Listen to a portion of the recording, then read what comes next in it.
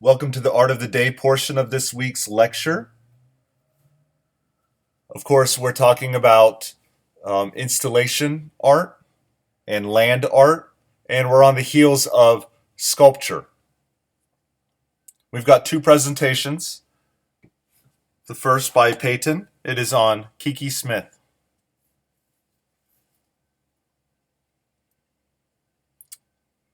There's Kiki Smith, a little grainy. That's a better version.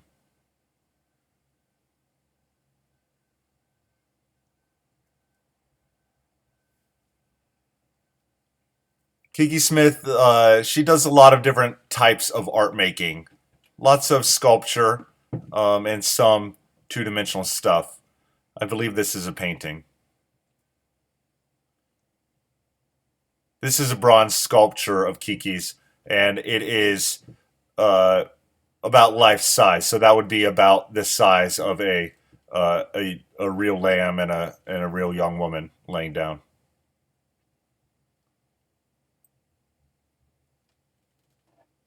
That's a nice bronze sculpture too. I haven't seen that before.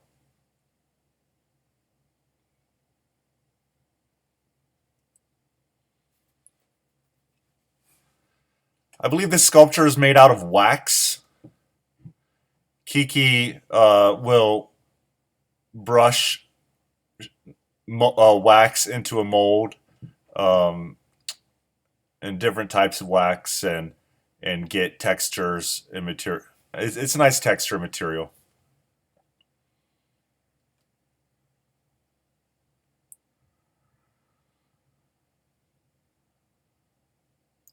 I like that the spine is sort of carved out of her back.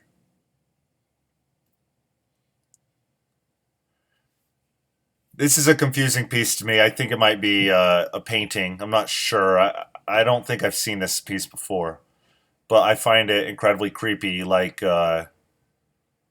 imagine a person standing and then their skin is pulled off of them, maybe splits down their back from the top of their head to their uh, uh, down the center of their back, and just spread out flat.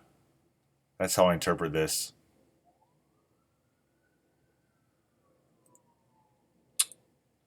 Peyton's opinion.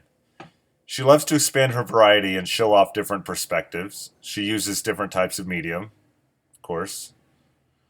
I can see how she expresses her feeling into her artwork. I feel her artwork has a certain effect on people, making them to see different ideas of what her artwork means. I think that's all true. Of course, this presentation is uh, lacking some other perspective from the from critics.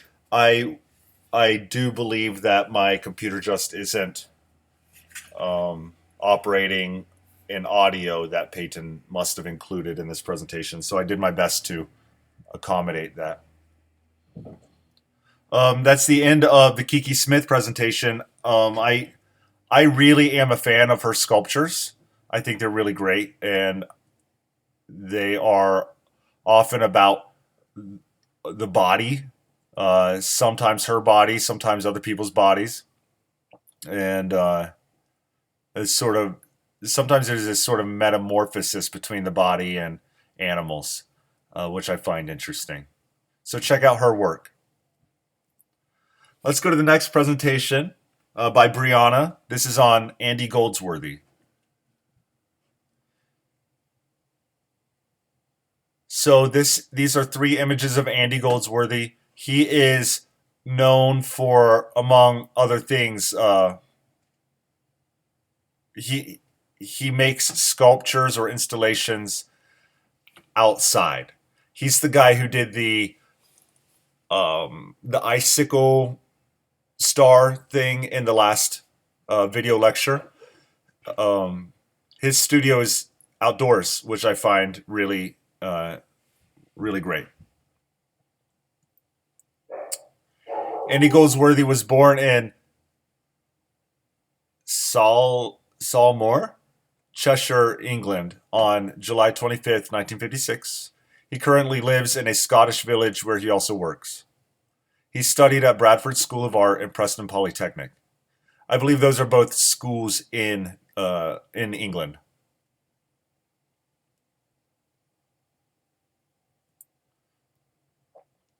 Goldsworthy is a naturalist. He works in nature and with nature. He creates sculptures using the nature around him and photographs the pieces. So from 1989, Snowdrift carved into Waiting for the Wind, um, at a place called Grease Fjord, Ellesmere Island.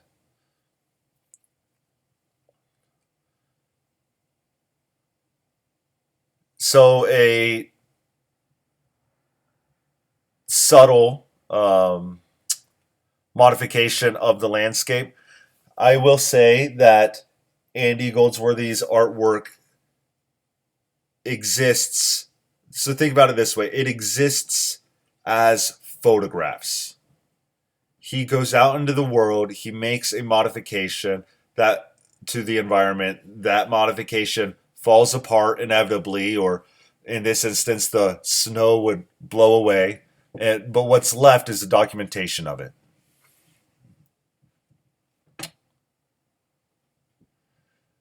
Goldsworthy almost always uses found materials to make his art.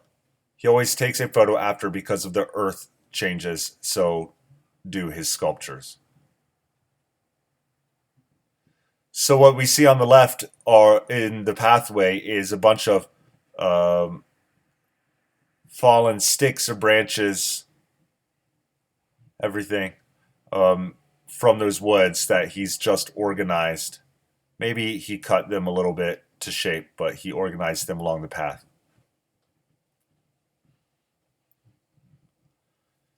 And then this watershed piece, it must be an example of something not done outdoors. It must be a permanent sculpture uh, in a building.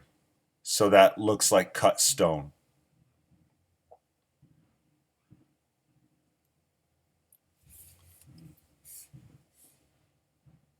Movement, change, light, growth, and decay are the lifeblood of nature.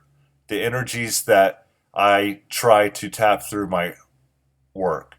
I need the shock of touch, the resistance of place, materials, and weather, the earth as my source. Nature is a state of change, and that change is the key to understanding. I want my art to be sensitive and alert to changes in material, season, and weather. Each work grows, stays, decays. Process and decay are implicit. Transience in my work reflects what I find in nature. It's a great, great quote by Andy Goldsworthy. So there's another icicle sculpture, but in front of it, that's interesting.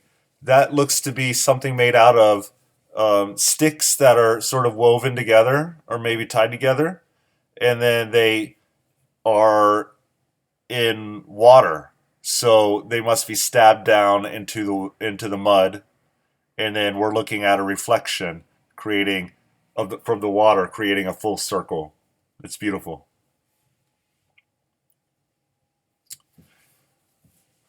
Brianna says, I really like his art because at first glance it looks simple, but when you look closer at the materials he uses, you begin to think more about the location or how it may change over time. I absolutely agree with that. What are we looking at here on the left? It looks like here and here that Andy Goldsworthy might have painted these leaves. But really, what he did is he found leaves that are half dark green, half light green, dark green, light green, dark green, light green. And then he arranged them to create this shape.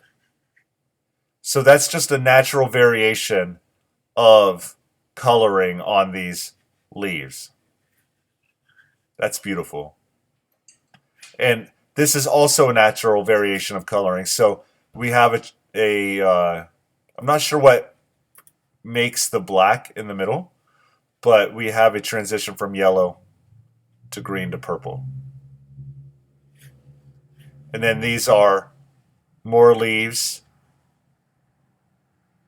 I I suppose those might be yellow leaves laid on top of green leaves, and then it turns into green leaves laid on top of yellow leaves. And this is an image of arranging found rocks by value, sort of levels of gray.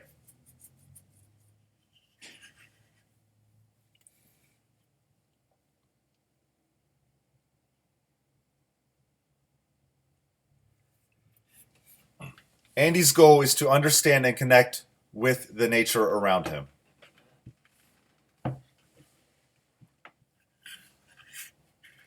So these are either found sticks or sticks that he was able to soak and bend. That's beautiful. And then this looks like it's made out of icicle, and I have no idea how he did that. I imagine you cannot bend an icicle no matter how hard you try, so maybe he took chunks from icicles, uh, thicker to thinner, and